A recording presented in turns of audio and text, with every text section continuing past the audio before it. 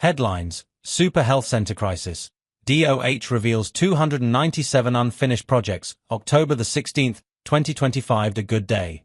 Here are the stories of the Manila Times for Thursday, October 16th, 2025. Today's episode is brought to you by Wilcon Depot, the Philippines' leading home improvement and construction supplies retailer, your trusted building partner. Read: Super Health Center Crisis. DOH reveals 297 unfinished projects. The Department of Health, DOH, revealed on Wednesday that almost half of the 600 super health centers, or 297 out of 600, funded nationwide have not been built. Health Secretary Teodoro Herbosa said based on their investigation, some super health centers were completed, while some were in different phases of completion. Super health centers are facilities designed to decongest hospitals and to provide accessible healthcare at the community level, which started in 2021. Herbosa added that a super health center can be constructed in a span of 2 years. During his inspection at the Concepcion dos Super Health Center in Marikina, he revealed that the project should have started in 2022, but it was only in 2023 that its first phase began. Vice President Sara Duterte said she used her confidential funds to investigate the involvement of former AKO Bicol Party List Representative Elizalde Zaldi, co in the laptop scandal of the Department of Education, DepEd, when she still headed the department. It was the first time she revealed the use of the department's confidential funds after being accused of fund misuse by the House Good Government Committee.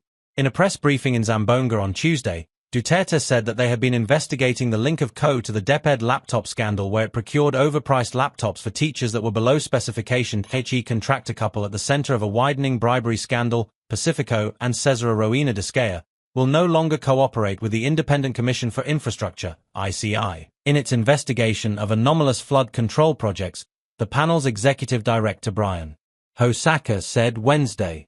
In an interview after Wednesday's hearing, Hosaka said the couple, better known by their nicknames Curly and Sarah, who gained notoriety for flaunting their wealth in several interviews, invoked their right against self-incrimination. President Ferdinand Marcos Jr. and Senate President Vicente Soto III on Wednesday said they are willing to open their statement of assets, liabilities, and net worth, after the Office of the Ombudsman lifted restrictions that prevented the public from getting access to these documents. The president also enjoined members of his cabinet to do the same for transparency. Soto also said he can share his SALN anytime. He said he would ask his fellow senators if they too would like to open their SALNs to the public. Money sent home by overseas Filipinos, OVS, eased in August from July's 7-month high, Bangko Sentraling Pilipinas, BSP, data showed on Wednesday. Personal remittances slid to $3.31 billion from $3.35 billion a month earlier. It was, however, 3.2% higher compared to the year ago $3.21 billion. Cash remittances alone totaled $2.98 billion, also 3.2% higher than the $2.89 billion in August last year but lower than July's $3.18 billion. The year-on-year gain, the BSP said, developed on account of higher inflows from both land-based and sea-based workers. Land-based OVs were said to have accounted for $2.35 billion, while the sea-based OFWs added $626 million. Sports: Ila surges to new career high in WTA live rankings. Filipino tennis hotshot Alexandra Alex Ila is set to top her career high by a notch despite an early exit at the Japan Open on Tuesday. Sporting a career-best 54th rank, which she achieved on October 6, Ila elevated to 53rd in the live rankings on Wednesday with 1,131 points, a jump from her previous total of 1,123.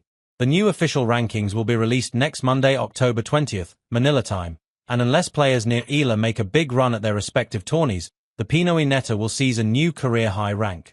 Ila could even reach 52nd as she is tied with Russian Anastasia Potapova, who currently has 1,131 points as well. Opinion and editorial. Antonio Contreras and Jeremiah Belgica are today's front-page columnists. Contreras looks into crisis management, while Belgica asks if there is anything more important than saving children.